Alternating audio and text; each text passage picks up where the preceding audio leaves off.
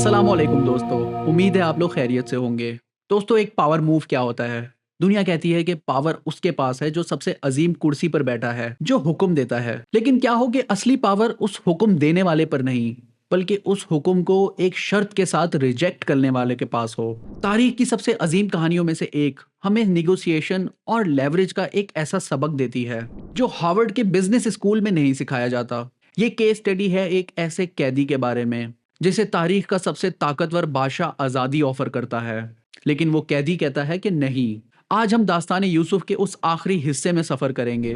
हम देखेंगे कि कैसे एक बेगुनाह कैदी ने उस कैद खाने की तारीकी से एक पूरी सुपर पावर को चेकमेट कर दिया। ये कहानी है द प्रिजनर्स गैम्बिट की। तो चलें फिर दास्तान यूसुफ का ये तीसरा हिस्सा शुरू करते हैं। दोस्तों, पार्ट 2 के आखिर में यूसुफ अलैहिस्सलाम ने कैद खाने से एक पावर मूव चला था। उन्होंने आज़ादी के बदले इंसाफ का मुतालबा किया था, और बादशाह जिसने यूसुफ अलैहिस्सलाम की इकोनॉमिक फोरकास्ट सुनी थी, हैरान रह गया। उसने देखा कि ये मामूली कैदी नहीं, ये एक अजीम स्ट्रेटेजिस्ट है जिसकी इजिप्ट को सख्त ज़रूरत है।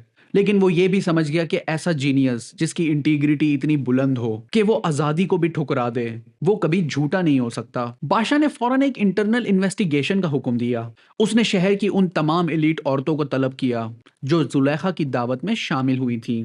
अब तसव्वुर करें उस दरबार का। एक तरफ मिस्र का सबसे ताकतवर आदमी बादशाह, और दूसरी तरफ मिस्र की सबसे ताकतवर औरतें, उसके वजीर की बीवी और उसकी सहेलियां, और इस केस का मरकज एक कैदी जो वहां मौजूद भी नहीं था। बादशाह ने उन औरतों से सीधा सवाल किया, तुम्हारा क्या मामला था जब तुमने यूसुफ को अपनी तरफ लुभाने की कोशिश की? बादशाह ने औरतों से पूछा कि तुम्हारा क्या किस्सा था जब तुमने यूसुफ को अपनी तरफ माइल करना चाहा। उस लम्हे झूठ का पूरा महल गिर गया। उन सब औरतों ने एक साथ सच्चाई का ऐलान किया, एक ऐसा इकरार जो शायद उनके दिल में यूसुफ अलैहिस्सलाम की बेगुनाही का ऐलान था, या शायद वो बादशाह के गजब से डर रही थीं। उन्होंने कहा, अल्लाह की पनाह, हम उसके अंदर कोई बुराई नहीं पाते। सब बोल उठी कि अल्लाह पाक है, हमने उसमें कोई बुराई मालूम नहीं की।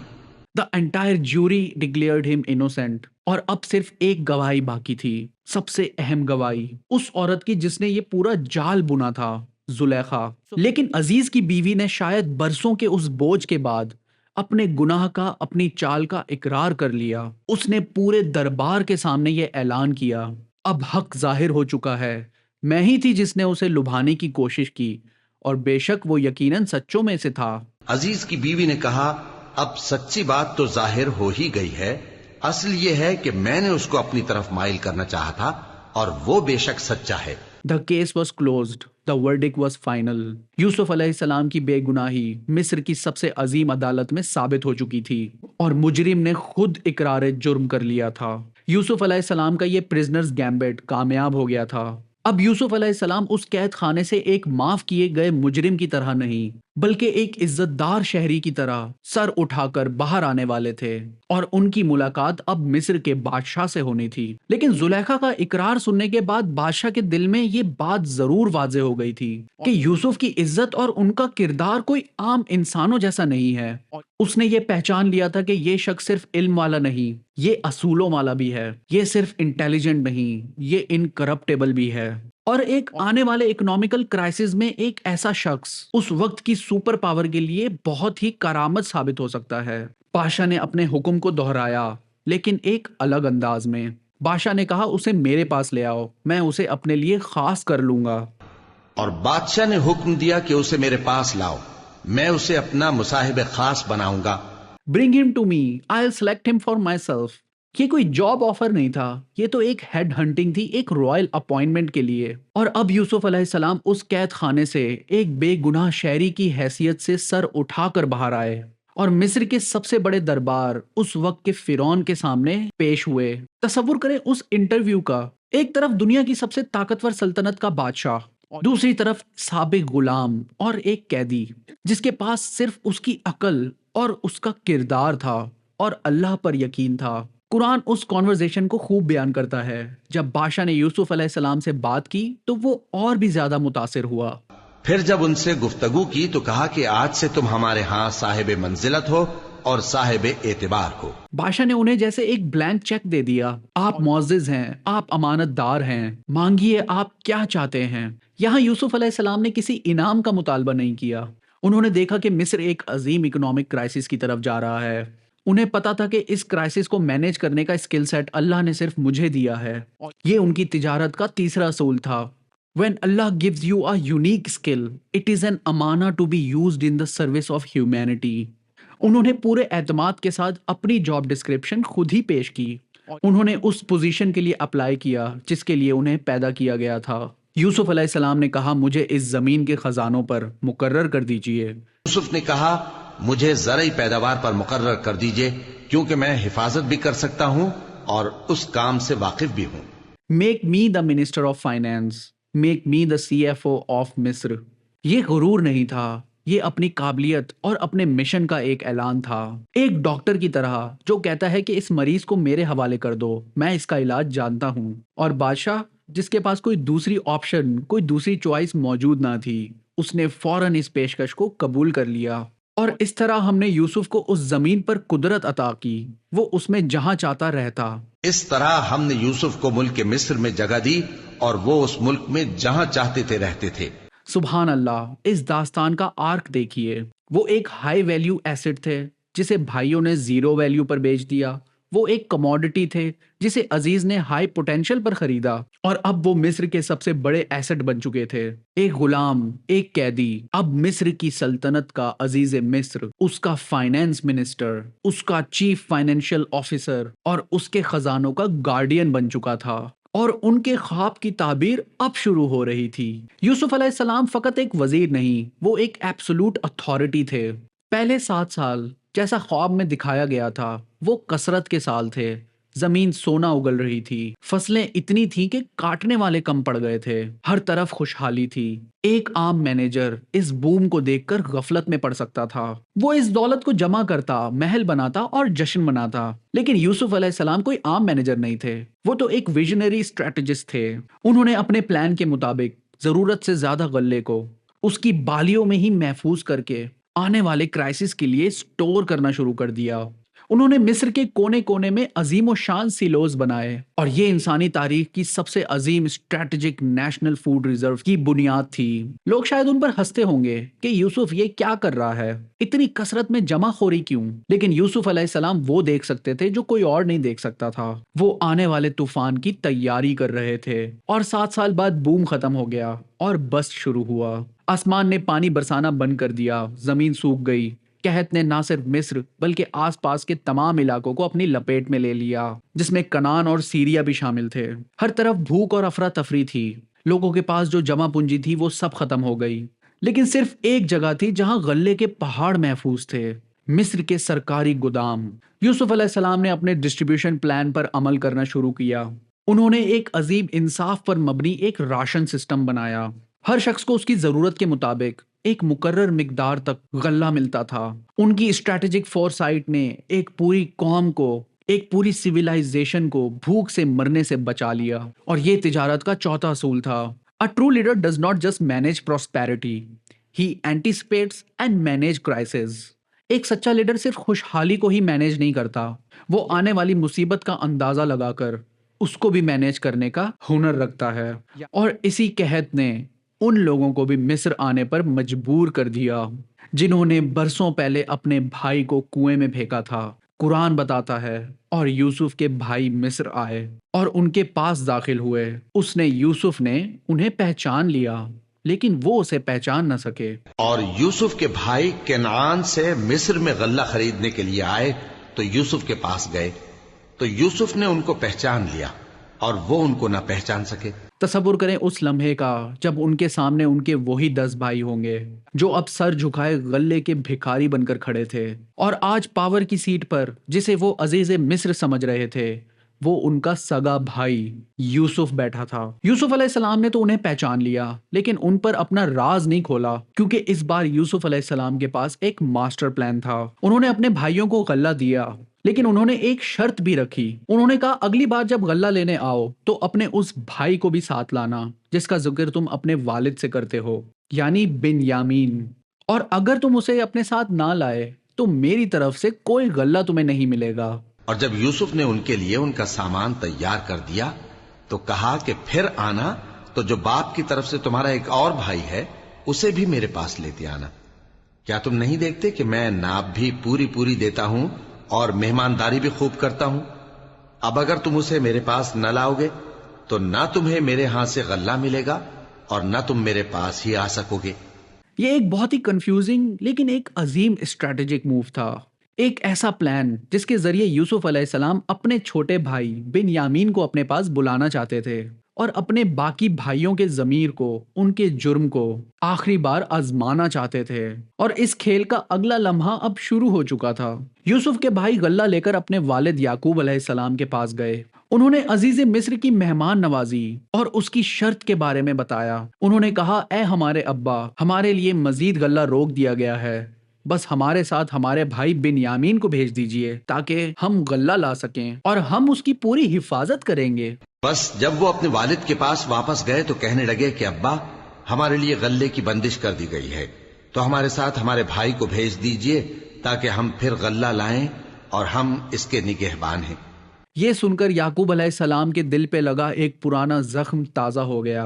انہیں وہ دن یاد آیا جب یہی بیٹے یوسف علیہ السلام کی حفاظت کا وعدہ کر کر انہیں اپنے ساتھ لے گئے تھے۔ ان کا جواب ایک ٹوٹے ہوئے لیکن ایک ہوشیار باپ کا جواب تھا۔ انہوں نے کہا، کیا میں اس کے معاملے میں تم پر ویسا ہی اعتبار کروں جیسے اس سے پہلے اس کے بھائی کے معاملے میں کیا تھا؟ بس اللہ ہی بہترین حفاظت کرنے والا ہے۔ یعقوب نے کہا کہ میں اس کے بارے میں تمہارا اعتبار نہیں کرتا، مگر ویسا ہی جیسا پہلے اس کے بھائی کے بارے میں کیا تھا، سو اللہ ہی بہتر نگہبان ہے اور وہ سب سے زیادہ رحم کرنے والا ہے۔ انہوں نے صاف کہہ دیا کہ میں تم پر کوئی بھروسہ نہیں کرتا، میں تو فقط اللہ پہ بھروسہ کرتا ہوں۔ لیکن قحط کی مجبوری تھی۔ آخرکار انہوں نے اپنے بیٹوں سے ایک سخت اور ایک پختہ عہد لیا۔ یعقوب نے کہا کہ جب تک تم اللہ کا عہد نہ دو کہ اس کو میرے پاس صحیح و سالم لے آؤ گے، میں اسے ہرگز تمہارے ساتھ نہیں بھیجنے کا، کہ وہ ہر قیمت پر بنیامین کو واپس لائیں گے۔ جب انہوں نے والد کو اپنا قول دیا تو یعقوب نے کہا کہ جو قول و قرار ہم کر رہے ہیں اس کا اللہ ضامن ہے۔ اور پھر اپنا دل ایک بار پھر سے اللہ کے سپرد کر کے انہیں جانے کی اجازت دی۔ بھائی بنیامین کو لے کر مصر پہنچے۔ یوسف علیہ السلام نے اپنے چھوٹے بھائی کو دیکھا تو ان کا دل بھر آیا۔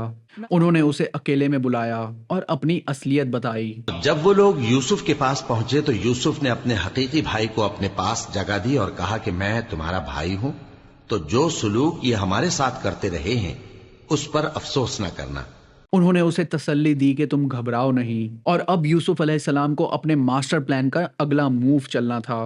انہوں نے بنیامین کو اپنے پاس قانونی طور پر روکنا تھا تاکہ وہ اپنے دوسرے بھائیوں کے ضمیر کو آزما سکیں۔ جب ان کے سامان میں غلہ بھرا جا رہا تھا تو یوسف علیہ السلام نے اپنے خادموں سے کہہ کر اپنا قیمتی سنہرا پیمانہ چپکے سے بنیامین کے سامان میں رکھوا دیا۔ جب قافلہ واپس جا رہا تھا تو ایک سرکاری اعلانچی نے پکارا، اے لوگو رک جاؤ، تم لوگ چور ہو۔ پھر جب ان کا اسباب تیار کر دیا تو اپنے بھائی کے تھیلے میں آپ خورا رکھ دیا۔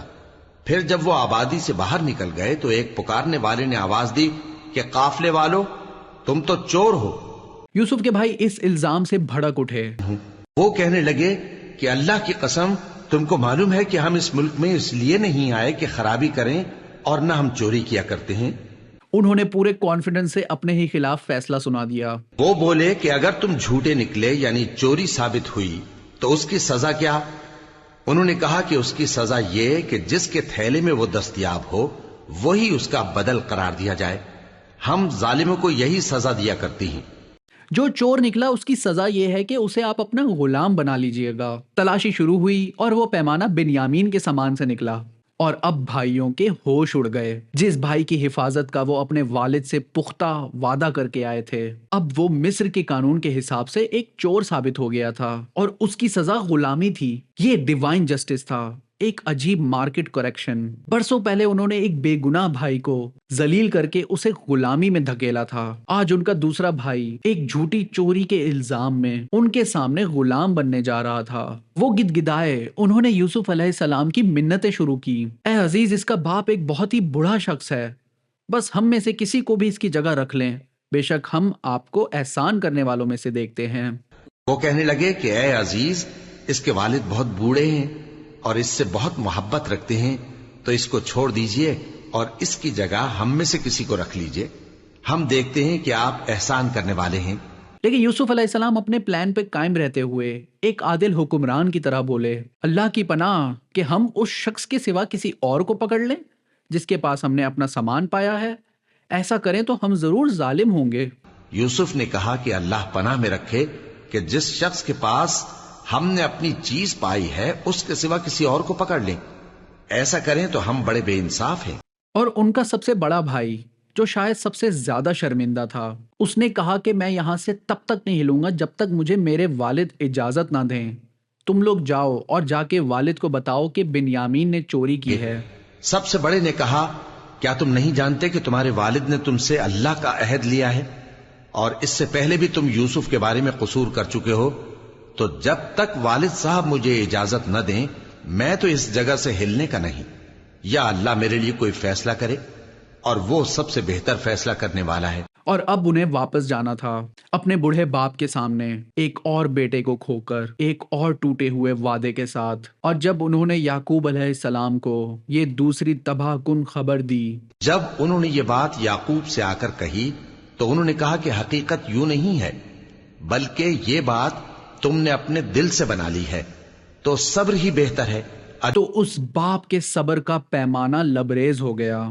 اور ان کے پاس سے چلے گئے اور کہنے لگے کہ ہائے افسوس یوسف پر، ہائے افسوس، اور رنج و الم میں ان کی آنکھیں سفید ہو گئیں اور ان کا دل غم سے بھر رہا تھا۔ غم نے اللہ کے ایک نبی کو نابینا کر دیا۔ یعقوب علیہ السلام آسمان کی طرف رخ کر کے یہ کہتے، میں اپنی پریشانی اور اپنے غم کی فریاد صرف اللہ سے کرتا ہوں۔ انہوں نے کہا کہ میں تو اپنے غم و اندوہ کا اظہار اللہ سے کرتا ہوں اور اللہ کی طرف سے وہ باتیں جانتا ہوں جو تم نہیں جانتے۔ پھر انہوں نے اپنے بیٹوں کو ایک آخری حکم دیا، ایک ایسا حکم جو ایمان اور یقین سے بھرا تھا۔